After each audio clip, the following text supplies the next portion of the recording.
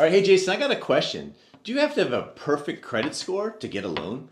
No, you don't. It's a big misconception out there that a lot of people think they have to have like a 740 FICO score or come in with 20% down. But there's a lot of mortgage programs and different options available where even with like a 620 or believe it or not, 580 FICO score with 3 to 3.5% down might qualify you for a home.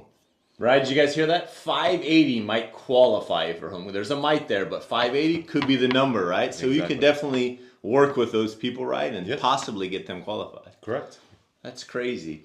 So, hey, listen, if you're just tuning in, I want to introduce you to Jason Kim. He's my loan guy. Absolutely amazing. Just want to sit down. I get a lot of questions about, hey, what's the process for the loan? How does it work? So, I created probably 20 questions that I get the most of. So, let's just sit down, talk about these, and kind of work through them. And you just give me the best answer because, as I always tell everybody that reaches out to me, hey, Jeremy, I got a question about loans. I always like to refer them to a real loan person because I'm just a realtor. Okay. I'm not a loan person. I probably know enough just to be dangerous, but definitely not enough to steer people in the right direction. That's why we have smart people like you to give them the right answers.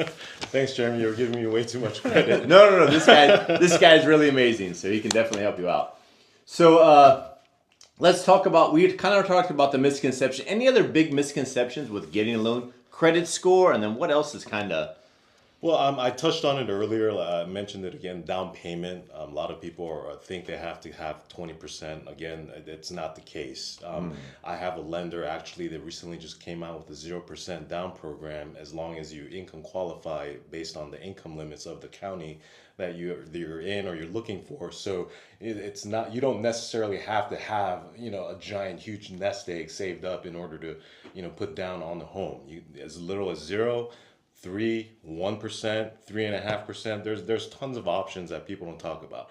Another scary word that people kind of shy away from is mortgage insurance. They're like, oh, why do I have to pay this? I'm not going to pay for that. But it's honestly, it's not that bad. People think you have to pay like $300, $400, $500, but I mean, it's going to scale up or down based on the size of your mortgage. So right? it could be as low as $150, which is not that bad, up to 300, 400 if you're doing the more expensive homes. But typically, people that buy the higher end homes have a little bit more money to put down, so they don't have to have Right. mortgage insurance. Correct.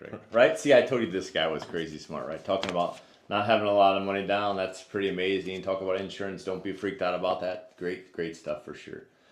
So we talked a little bit about the credit score. So let me ask you a question.